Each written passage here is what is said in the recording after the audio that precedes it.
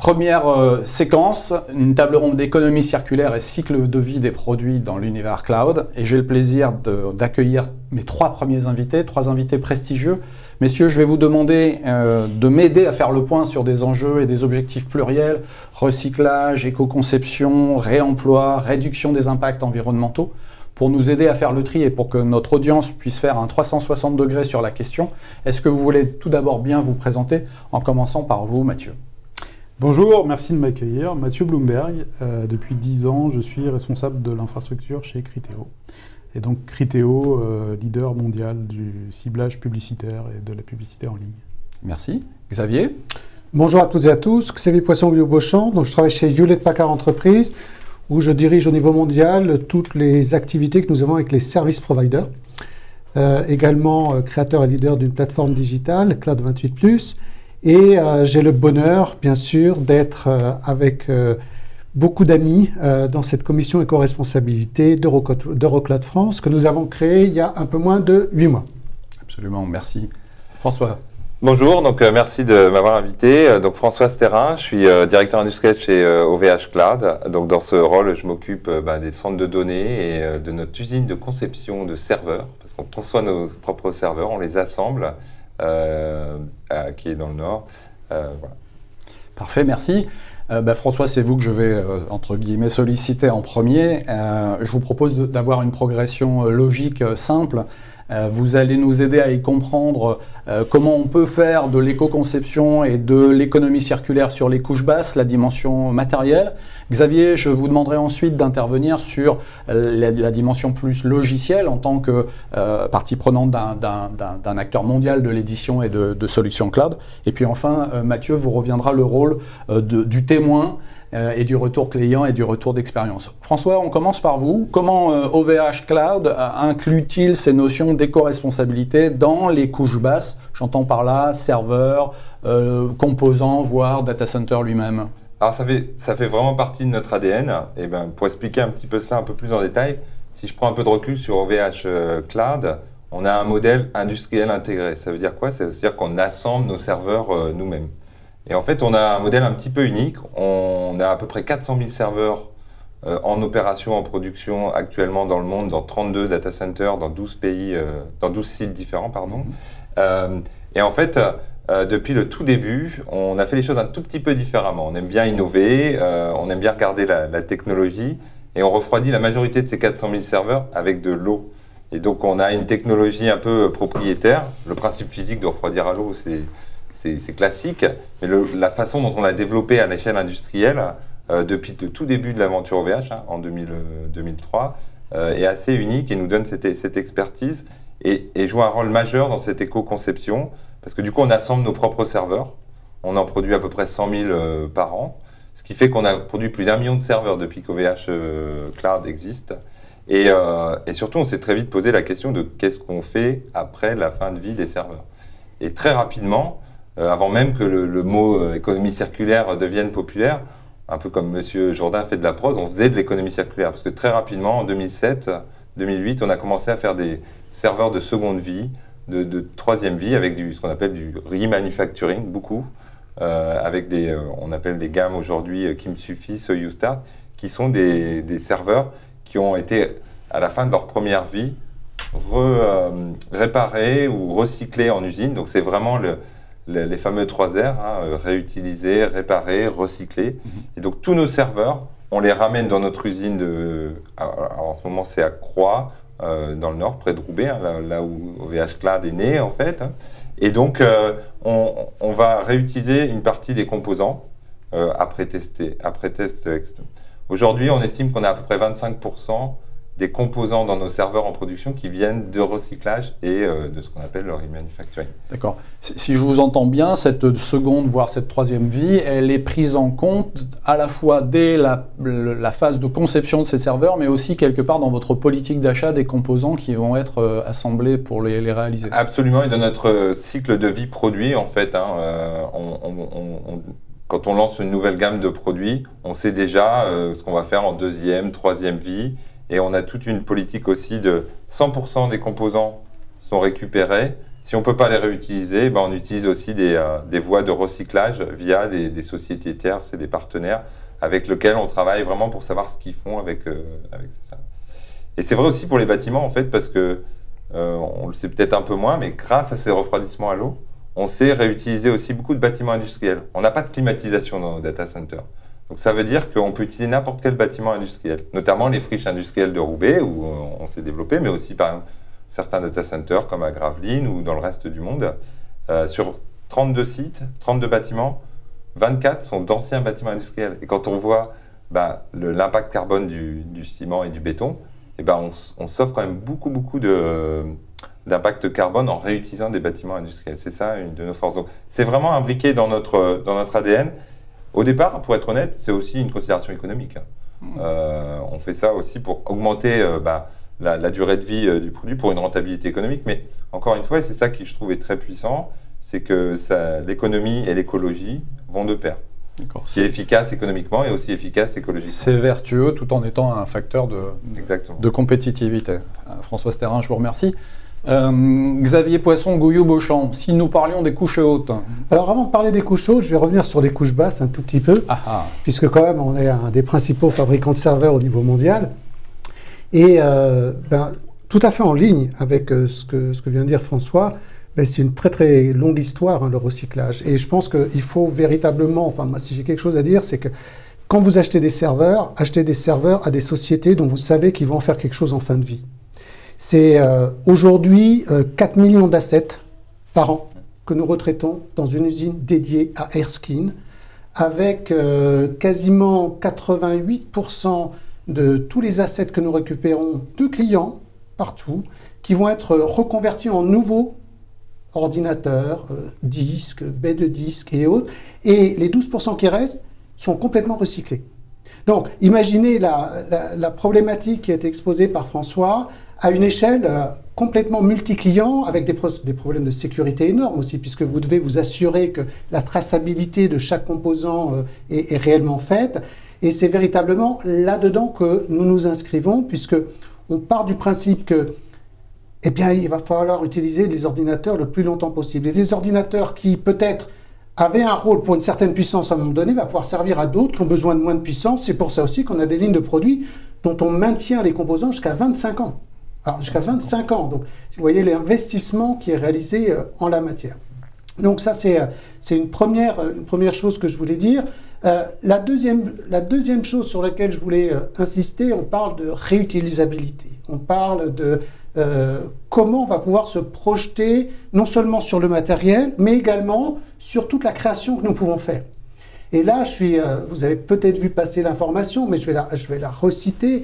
Hewlett Packard Enterprise est en train de leader un consortium qui rassemble non seulement Hewlett Packard Enterprise, mais d'autres acteurs du monde de l'informatique, pour mettre en open des centaines de brevets que nous avons développés et qui pourraient aider des entreprises petites, moyennes ou grosses à lutter. C'est une initiative encore récente, je crois, Xavier. Oui, ça a été publié, je crois, il y a 10 jours. Ça a été rendu public il y a 10 jours. Donc, toute start-up ou grosse société qui veut travailler sur la réduction des émissions de CO2, eh bien, typiquement, ça peut être dans le domaine industriel, dans le domaine logiciel, dans le domaine du bâtiment. Si elle a besoin d'avoir accès à des brevets que nous avons conçus, ils pourront y accéder gratuitement. Donc, on assiste dans cette économie de l'informatique à un changement de paradigme où il y avait des choses qui étaient très propriétaires, à une économie où on va réutiliser, recycler et diffuser. Donc je pense qu'on est sur une très très belle voie de ce côté-là. Après, on se plaît à dire que finalement, la meilleure ressource, enfin la ressource la plus sobre est celle qu'on n'utilise pas. Évidemment. Donc, il y a toute la problématique que vous devez vivre, qui est l'over-provisioning. La surcapacité informatique qu'on était obligé de mettre dans les data centers pour répondre à la demande, de telle manière à ce que lorsqu'il y a un pic de charge, on puisse véritablement répondre à ses clients. Et là, avec HPE GreenLake, donc un nouveau modèle d'affaires qu'on a conçu, eh bien, on va pouvoir permettre à nos clients de réduire de quasiment 30% leur équipement informatique, de telle manière à ce qu'ils il soit en permanence au bon niveau de consommation et que, c'est vrai, approvisionnement, on puisse approvisionner en anticipation en fonction de comment on monitore leurs infrastructures, que ce soit un service provider, que ce soit un client final, de telle manière à ce qu'ils soient au bon niveau en permanence, qu'ils puissent bien sûr avoir quelques buffers, mais de réduire cette surcapacité qui est énergivore à un point considérable. On vient faire, si je vous comprends bien, une offre qui est finalement au cœur de calcul et un sur-mesure par rapport aux besoins du client. Oui, et en travaillant en profondeur avec nos clients pour quelle est leur projection d'affaires. Et je pense qu'il y a énormément de choses à regarder de ce point de vue-là quand on raisonne éco-conception d'un système d'information pour un client final, que de bien entrevoir, je dirais, les directions dans lesquelles le business va croître ou décroître. Si effectivement on va aller faire du cloud hybride avec des services providers ou chez soi, et commencer à bien modéliser tout ça, parce que les impacts au niveau de la consommation d'énergie, demain d'émissions de CO2 et de consommation d'eau, parce que ne nous cachons pas, il y a un énorme problème avec la consommation d'eau, et les déchets associés vont être là. Juste pour vous donner une petite idée, c'est des centaines de... Enfin, c'est des pourcentages, je ne me rappelle plus le montant exact de déchets que nous avons supprimés chez Hewlett Packard Enterprise en moins de 2 ans, mais c'est phénoménal. Donc il faut aussi penser à toute cette réutilisabilité. Et puis, bien entendu, ça c'est notre métier sur nos serveurs et nos infrastructures stockage, que de pouvoir les monitorer de la meilleure manière pour justement balancer les pics de charge au bon endroit. Et autres. Moi, ce qui me passionne dans tout ça, et Criteo en est un bel exemple, on a travaillé avec Criteo justement sur toute la fin de vie des produits, comment on pouvait envisager une transition tout en ne perdant pas la traçabilité et la sécurité. Parce qu'encore une fois, quand vous le faites pour vos serveurs, c'est quelque chose, mais quand vous passez une échelle planétaire, c'est véritablement un processus très, très, très complexe. Et là, on arrive dans une situation où on est capable de le faire. Et ça, c'est une belle promesse pour la suite. Avant de lancer notre interlocuteur et invité suivant, Mathieu Bloomberg, juste un mot sur les couches hautes. Qu'en est-il de l'éco-conception logicielle de vos piles cloud? Est-ce que c'est un sujet qui est derrière vous? Est-ce que c'est un sujet sur lequel vous travaillez en continu au sein de HPE? On travaille en continu là-dessus. Alors, on va dire que nous sommes un spécialiste de l'infrastructure. Il y en a d'autres qui sont spécialistes de l'orchestration, même si on a quelques orchestrateurs. Mais l'intégralité du développement logiciel ne déroge pas cette règle de la sobriété. Antonio Neri, notre président, l'a dit, rendre la planète plus verte et plus responsable est l'une de nos core missions. Et ça s'applique à tout le monde. Et quand je dis ça s'applique à tout le monde, il y a peu de gens qui publient la réduction des tonnes de déchets que vous faites par an. Et ça, nous le faisons. Et ça s'applique, bien entendu, à la conception logicielle. Et la conception logicielle, cette frugalité, moi j'en ai un bel exemple, puisqu'on a conçu un logiciel, un code source pour créer des plateformes digitales, Cloud 28+. J'ai eu l'occasion de le mettre en œuvre pour un ministère français. Et donc nous sommes passés, bien sûr, à l'analyse, puisqu'il y a des critères dans l'administration française maintenant, et je les en remercie, puisque c'est quelque chose de très avancé, pour vérifier l'adéquation du code par rapport aux critères de consommation du code qui avaient été fixés par le gouvernement, et nous étions pile dans la plaque. Donc c'était véritablement non seulement une bonne nouvelle, mais une démonstration, une preuve, s'il en était besoin, que c'est à tous les maillons de la chaîne que nous y faisons attention. Parfait, merci Xavier. On va se tourner vers Mathieu Bloomberg. On parle de concret, on parle de réel. On va parler d'expérience utilisateur et de cas client, si vous le voulez bien. Vous êtes responsable et au cœur des infrastructures de Criteo, une marque célèbre désormais à l'échelle planétaire. En quoi les notions d'éco-citoyenneté, finalement, d'économie circulaire, d'économie, de frugalité, sont embarquées dans vos sujets au quotidien, Mathieu? Alors, l'infrastructure de Criteo, aujourd'hui, c'est à peu près 50 000 machines dans une douzaine de data centers dans le monde. On est très loin de l'approche industrielle d'OVH ou d'HPE, tout simplement parce qu'on est les clients finaux des constructeurs et même des hébergeurs de solutions d'infrastructure. Et dans notre quotidien, ça veut dire quoi? Ça veut dire que quand on sélectionne et qu'on qualifie les constructeurs avec qui on va travailler ou les hébergeurs chez qui on va placer nos équipements, on a des critères de qualification extrêmement pointus et qui embarquent aussi, en dehors des abacs techniques de qualité de service, on est extrêmement vigilant à avoir des infrastructures éco-responsables, Dans les data centers, ça peut être la mise en application des best practices de containment, par exemple, pour cloisonner les cols corridors et les principes d'urbanisation des infrastructures elles-mêmes, bien sûr. Un PUE efficace pour maximiser l'usage qu'on fait de l'électricité produite.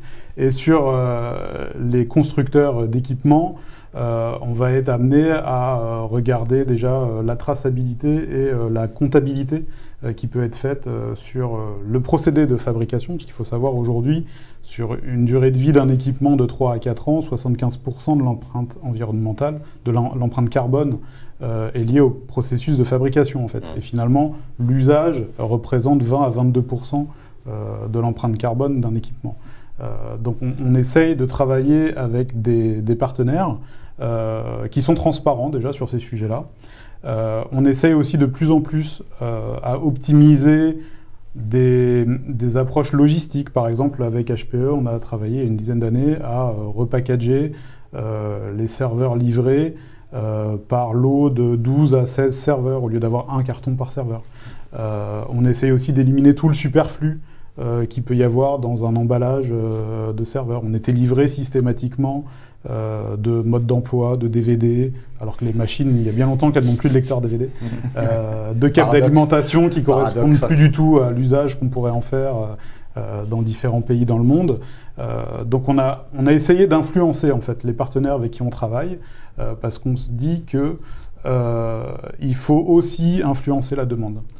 Je reformule, mais vous me corrigez si je dis des bêtises.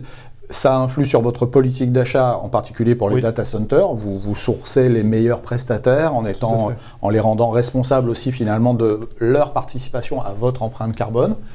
Ça influe aussi sur votre politique de choix et d'achat du matériel lui-même. Est-ce que dans vos process, cette fois-ci logiciels, dans les plateformes que vous déployez pour vous-même, et je parle bien cette fois-ci du logiciel et des couches hautes, il y a ce souci d'éviter une sorte d'obésité logicielle qu'on a trop longtemps connue et qu'on connaît encore malheureusement, avec des mises à jour forcées, indispensables et énormes? Alors sur ce sujet-là, effectivement, comme on le disait tout à l'heure, on est tout de même obligé de dimensionner l'infrastructure aux périodes de pointe. C'est-à-dire qu'on a un average d'usage des ressources, et puis il y a l'heure de pointe entre 18h et 23h, c'est un phénomène à peu près mondial, et puis il y a la saisonnalité du business vers la fin de l'année, entre le Black Friday et Noël par exemple. Il faut être prêt à gérer jusqu'à 30 à 40% de charges supplémentaires. Néanmoins, nous, ce qu'on fait au quotidien, c'est avoir une observabilité fine de l'usage des ressources. Donc on publie des reports qui montrent aux gens l'usage des ressources, le trend, si une appli ou une autre a consommé plus ou moins de ressources à charge équivalente. On publie des reports mensuels auprès de chaque owner d'application. Et on y met aussi un coût en face, afin de sensibiliser. Quelquefois, les problématiques de coût sont un des meilleurs incentives qu'on puisse trouver. Absolument, j'en suis bien convaincu. Ça veut dire que vous êtes capable de chiffrer vos améliorations, vous les chiffrez en euros et peut-être pas seulement, vous les chiffrez en carbone également? Alors, on a une mesure précise de l'empreinte carbone de l'infrastructure chez Criteo aujourd'hui. Elle n'est pas facilement publiable en real time. C'est quelque chose qu'on fait dans le cadre de notre RSE une fois par an. Donc on sait qu'en 2020, par exemple, c'était à peu près 50 000 tonnes d'équivalent CO2 sur l'infra. Et d'ailleurs, on a confirmation de l'impact du processus de fabrication. Donc l'année dernière, on a eu un accroissement de 10% de notre infra, à peu près 5 000 machines. Et dans l'empreinte carbone totale de l'infra, c'est 38%. Lié à l'achat de nouveaux serveurs, alors que 48% de l'empreinte carbone totale de l'infra à l'année est liée à la consommation électrique de ces 50 000 machines. Oui. La clé reste, et c'est valable je pense pour vous trois, l'observation du scope 1, scope 2, scope 3. Est-ce qu'on fait l'analyse de l'ensemble de nos intrants, de leur procédé de fabrication, de leur impact carbone, éventuellement délocalisé mais relocalisé au sein de nos propres usages? Il y a là-dessus un débat qui est parfois assez savoureux, mais il nous appartiendra de maîtriser ces chiffres-là.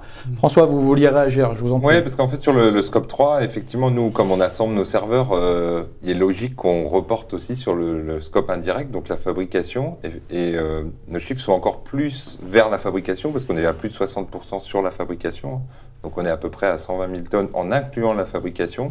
On a aussi la chance d'avoir opéré dans des pays plutôt bas carbone, comme la France, le Québec, où l'électricité est plutôt n'émet pas beaucoup de carbone. Donc ça montre bien que, je pense, dans l'industrie, on a surtout regardé l'efficacité, le PUE, etc. Et il faut le faire, et nous, on l'a fait, et on va continuer de le faire. Mais les enjeux, maintenant, ils sont sur la fabrication, le recyclage, l'économie circulaire et les couches hautes. Vous connaissez sûrement l'étude de l'Agence internationale de l'énergie qui montre qu'en fait, les data centers, en 10 ans, ils n'ont pas consommé beaucoup plus. Je crois qu'il y a plus 6% en 10 ans, alors que le trafic Internet était multiplié par 12. Maintenant, on se dit, après ça, on a gagné. Ben non, en fait, parce qu'il faut aller puiser autre part. Et dans l'infrastructure pure, finalement, c'est pas si évident que ça. Donc, il faut aller dans les couches hautes. Et nous, on se dit, en tant que fournisseur d'infrastructure, qu'est-ce qu'on peut faire? Et déjà, on peut donner de l'information et mesurer. Alors, on est en 2020, mesurer, ça paraît simple, mesurer la consommation. Dans des environnements virtualisés, pas si évident que ça, en fait. Et c'est pour ça qu'on a lancé avec l'INRIA un partenariat pour, ensemble, être capable de dire, tiens, telle VM, Virtual Machine, va consommer autant d'énergie. Et ensuite, une fois qu'on aura la mesure, pouvoir optimiser. Parce qu'il y a certainement des très bons utilisateurs, mais il y a peut-être des moins bons utilisateurs. Et en fait, le gisement, à mon avis, de contrôle et de réduction de l'empreinte du numérique, il est sur la fabrication, mais il est aussi sur la partie logicielle et couches hautes. Et il faut d'abord le mesurer et après être capable de dériver des bonnes pratiques. On ne peut modifier que quelque chose qu'on maîtrise. Et pour maîtriser, il faut mesurer. On vous entend. Je peux me permettre de rebondir sur ce que disait François. On a découvert quelque chose de très intéressant récemment, alors qui n'est pas encore mis en pratique chez nous, mais on commence à identifier un point de rentabilité, on va dire, environnementale, à partir duquel ça devient valable d'allumer une machine ou pas. C'est-à-dire qu'en observant de manière très précise les paliers de consommation électrique des processeurs et des équipements, on se rend compte que les modèles d'équilibrage de charge classiques pourraient être améliorés afin de déterminer à partir de quel niveau de charge il devient rentable de mettre une machine en production et de l'allumer par rapport à quelque chose de totalement linéaire et d'équilibré sur un pool de machines données. D'accord. On n'est plus sur du load balancing pour éviter un crash informatique, on est sur du load balancing pour optimiser la consommation et les impacts de l'infrastructure à un moment T. C'est bien cela. Remarquable. Messieurs, on s'achemine lentement vers la fin de notre entretien. Je voudrais vous entendre 30-40 secondes, si vous le souhaitez chacun, sur la fin de vie. On en a parlé déjà un petit peu, mais qu'advient-il physiquement du composant qui sort de votre horizon économique et de votre aire d'effet? Qui commence? François, peut-être. Moi, je peux commencer. Donc, nous, on récupère 100% des composants, on les teste. Soit ils sont de bonne qualité, on les réutilise, soit on a des partenaires tierces. Et c'est vrai que je pense qu'un des objectifs de notre politique environnementale, c'est d'aller plus loin avec ces partenaires pour vraiment savoir ce qu'il en advienne. Parce que ce système de fin de vie manque encore un tout petit peu de traçabilité. Alors, je sais que chez HP Entreprises, vous avez fait beaucoup, mais en règle générale, les standards doivent évoluer, à mon avis, pour avoir plus de traçabilité en recyclage aussi, sur les composants. Voilà. Donc, Xavier Poisson, Gouillot-Beauchamp, un mot là-dessus. Qu'est-ce qu'il arrive au sein de l'entité HPE ou de ses partenaires de l'élément qui est réellement en fin de vie, matériellement et concrètement, s'il vous plaît? Donc 98% est recyclable, déjà de base. Et il y a une chose, alors ils sont traités, numérotés, ils sont suivis et parqués, et on a effectivement des chaînes de traitement et de destruction derrière qui sont complètement qui sont traçables. Parce que je pense que le vrai sujet, on aura toujours du déchet. Maintenant, il faut savoir tracer ces déchets et les mesurer. Donc c'est là-dessus qu'il y a eu un énorme effort de fait, de la même manière qu'on a fait un énorme effort sur la supply chain. Parce qu'on n'en parle pas, mais les coûts de la supply chain dans le coût économique du serveur qui va être livré à un client comme Criteo ou un client comme OVH est énorme. Donc là aussi. Voilà. Donc c'est les deux axes sur lesquels nous travaillons, avec en permanence quelque chose d'important aussi, c'est le sourcing des matériaux à la source. Enfin, des matériaux primaires pour aller le silicium, les composants électriques, les composants photo. Et également, enfin, quand même, il y a une chose dont on n'a pas du tout parlé ici, mais qui est rapidement, Xavier, s'il vous plaît. Pour la baisse de cette consommation, c'est tout ce qu'on va faire en photonique. Puisque si on est capable d'évacuer complètement, je dirais, tous ces déchets au travers des circuits traditionnels métaux, eh bien là aussi, on va faire un point. Et c'est là aussi où on travaille. Mathieu, vous avez 15 secondes si vous souhaitez rebondir sur ce sujet. 2 axes de travail pour nous. Pour la seconde vie, le premier axe, c'est qu'elle arrive le plus tard possible, c'est-à-dire maximiser la durée de vie d'un équipement dans notre infra. Argument clé, Ça bien passe sûr. par un travail en amont avec nos constructeurs pour s'assurer qu'on pourra maintenir une machine le plus longtemps possible, et par la promotion de systèmes ouverts et de l'open source. C'est-à-dire que nous, on veut être capable de garantir qu'un système est maintenable aussi au niveau des firmware et des logiciels bas niveau qui sont embarqués. Et l'open source est une des meilleures solutions. Le deuxième axe de travail, c'est la traçabilité. Quand on se débarrasse de nos vieux équipements, c'est assez rare que quelqu'un regarde le contenu de sa poubelle pour savoir ce qu'il a jeté. Et ben nous, on essaye de s'assurer que l'équipement dont on s'est débarrassé va pas finir dans une décharge environnementale, parce qu'il y a aussi un impact sociétal lié à ça. Et des acteurs comme HPE nous ont montré que cette traçabilité, elle est possible, elle existe, et c'est un espèce de cercle vertueux en mettant en jeu des acteurs économiques capables de reconditionner et de remettre dans une seconde vie des équipements dont quelqu'un s'est débarrassé. Il y a un bénéfice pour l'ensemble des participants. Évidemment. Messieurs, merci. Mathieu, Xavier, François, je pense qu'on a fait un tour de table aussi complet et un tour d'horizon aussi complet que possible dans le peu de temps qui nous était imparti.